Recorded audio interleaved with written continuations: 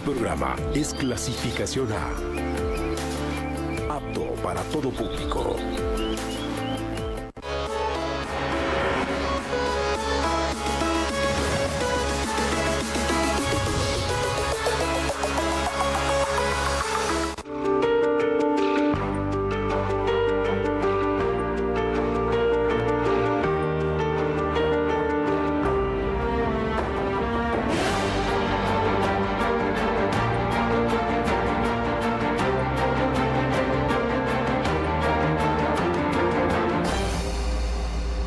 Hola, ¿qué tal? Muy buenos días, bienvenidos a esta emisión de su programa Aclarando Amanece. Les agradezco muchísimo el estar nosotros en esta fecha en la que tenemos un programa muy especial porque vamos a analizar qué tanto en Durango se ha avanzado en materia de inclusión para personas con discapacidad. Desde hace algún tiempo hemos visto ciertos esfuerzos gubernamentales y también una mayor conciencia social para favorecer a quienes no tienen la misma movilidad que las personas convencionales, no sé si les podemos llamar de esa manera, convencionales, a quienes no tienen una discapacidad, y que pues requiere inminentemente una revisión, una observancia para saber qué es lo que se está haciendo bien, lo que se está haciendo mal y los planes que hay desde el sector público y también desde los activistas que por fortuna son cada vez más a favor de estos temas. Soy Luis Arteza Lozano, quédese conmigo durante la próxima hora y le agradezco muchísimo hoy su presencia. De entrada a Ángel Emanuel Meraz, alguien que aprovecha diversos talentos que ha ido desarrollando con el paso de los años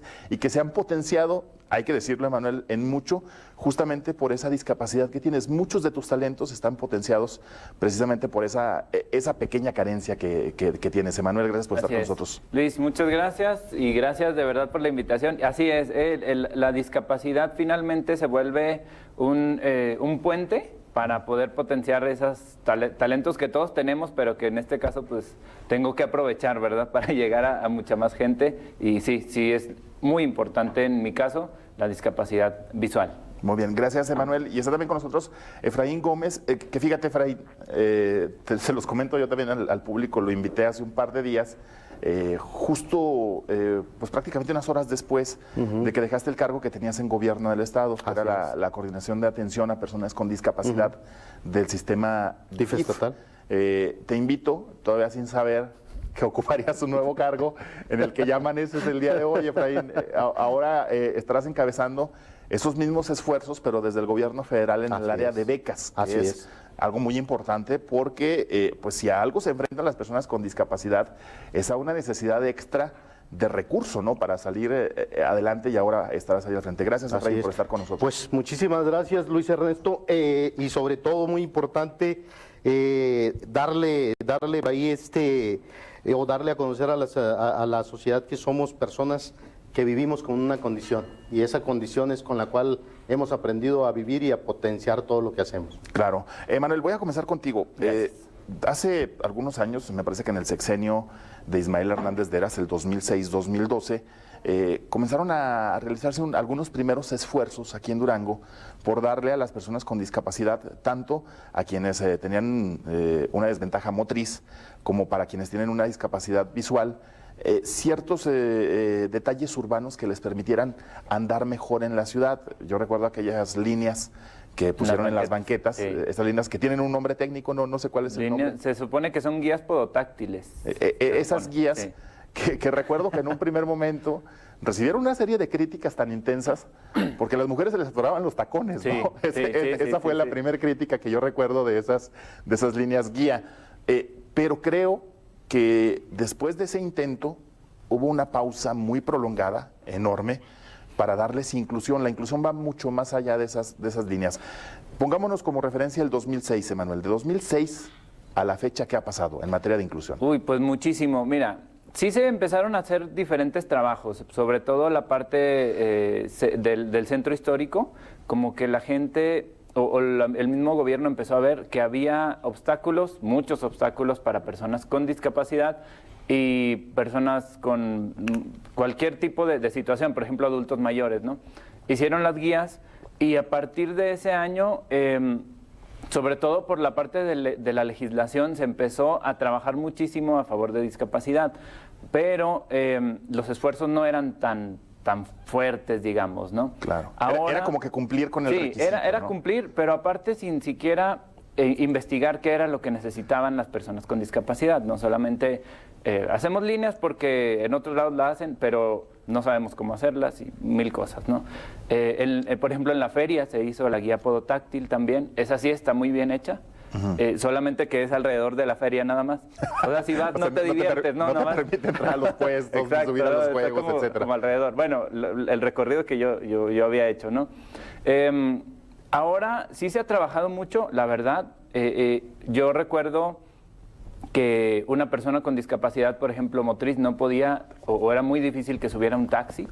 Y ahora ya tenemos, gracias a acá, gestiones de nuestro compañero, Efraín, los taxis incluyentes, por ejemplo, que es algo muy importante.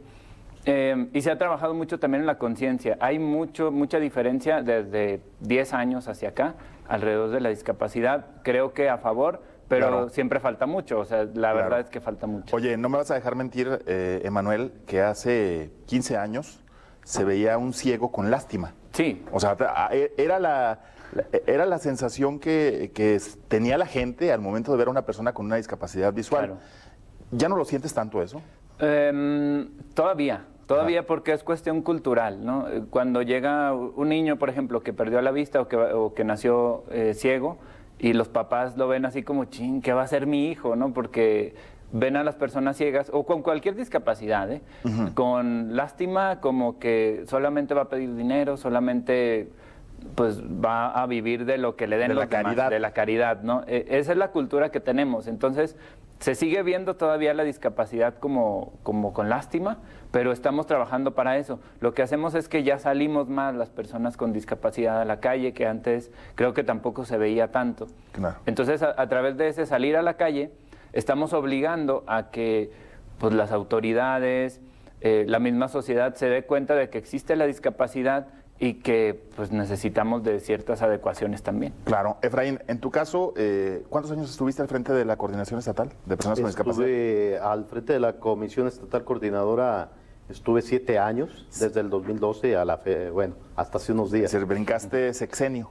Brinqué sexenio, gracias a Dios, tuvimos por ahí la oportunidad de encontrar un gobierno incluyente, que no le importaran colores, y la verdad que estoy muy agradecido con el señor gobernador José Rosas Aispuro Torres, la señora Elvira Barrantes de Aispuro, ya que me dieron la oportunidad de darle continuidad al cargo.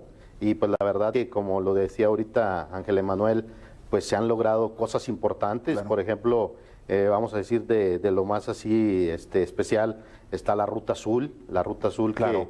que ahora, por ejemplo, la gente con discapacidad tiene la posibilidad de acercarse a la rehabilitación, porque antes no era tan complicado el pagar la cuota de recuperación en el CRE. Lo complicado era pagar el transporte. Claro, para llegar ahí, para ¿no? llegar ahí, exactamente. Entonces ahora lo complementamos, lo luchamos mucho, porque me siento parte de ese esfuerzo. Desde que Yolanda bajó por ahí el recurso para el tema del taxi incluyente. La ex senadora, estamos hablando, Yolanda de la Torre. Sí, desde que Yolanda de la Torre bajó el recurso para el tema de taxi incluyente, se involucró muy fuerte el secretario general de gobierno, el señor gobernador, el doctor Jorge Campos Murillo, el licenciado Raúl Obregón. A mí me pareció un esfuerzo bien importante, porque si recuerdas algo que yo he criticado mucho, y me ha costado muchas críticas de los sindicatos, el transporte público incluyente, que desgraciadamente no dio Claro.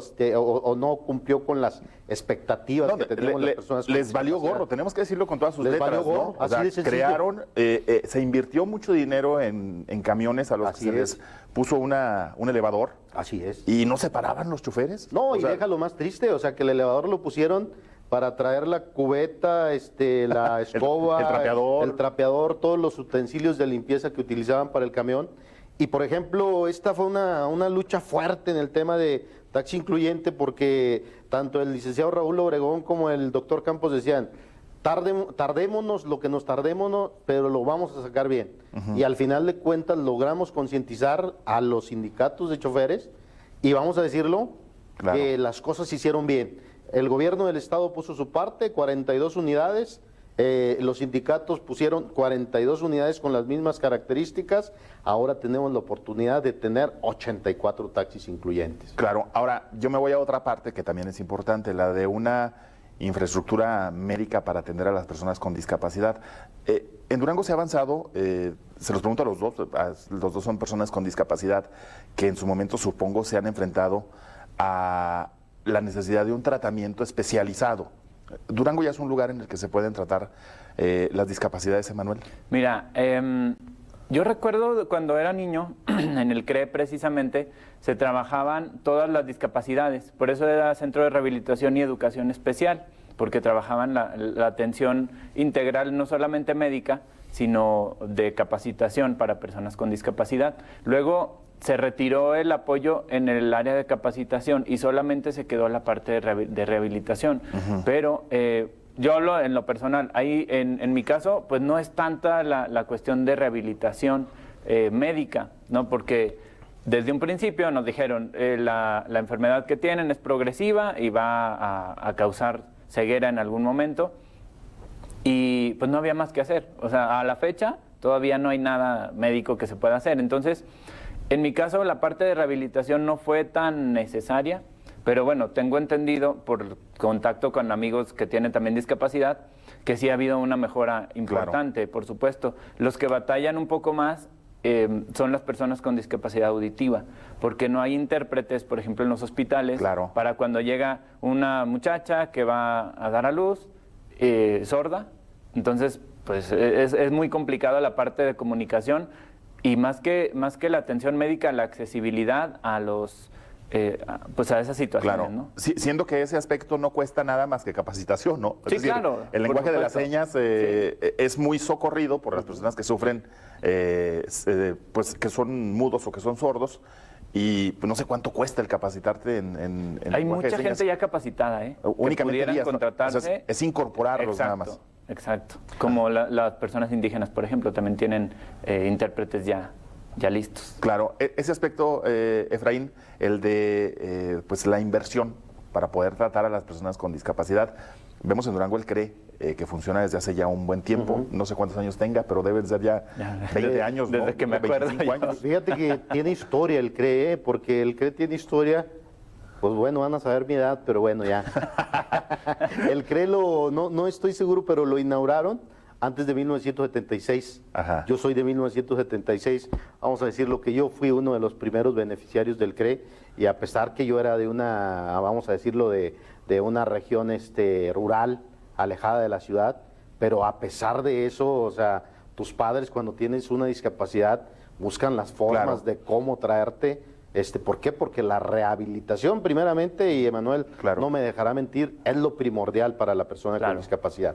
Después viene otra etapa de la vida, y yo creo que en el tema de infraestructura de rehabilitación, yo siento que Durango, si lo potenciamos, puede ser un líder a nivel nacional, porque las instalaciones del CRE de Durango, las instalaciones del CRE de Gómez Palacio, cuentan con tecnología de punta, inclusive tienen Locomat, tienen los tanques más grandes de hidroterapia, e inclusive la señora Elvira se ha preocupado mucho. Ahorita ya se están construyendo, inclusive se están equipando el CRE de Pueblo Nuevo, se está equipando el CRE de Vicente Guerrero, el de Tamazula. O sea, hay varios centros el de interés no lo rehabilitación. podemos negar, ¿no? No, no lo podemos negar el interés. Muy bien. Es una realidad. Debo ir a pausa, Efraín, Emanuel. Regresamos a platicar acerca del esfuerzo que también debe realizar la iniciativa privada. Y que ahí creo que sí nos está faltando un poquito más. Voy a pausa y volvemos con más en Aclarando Amanece.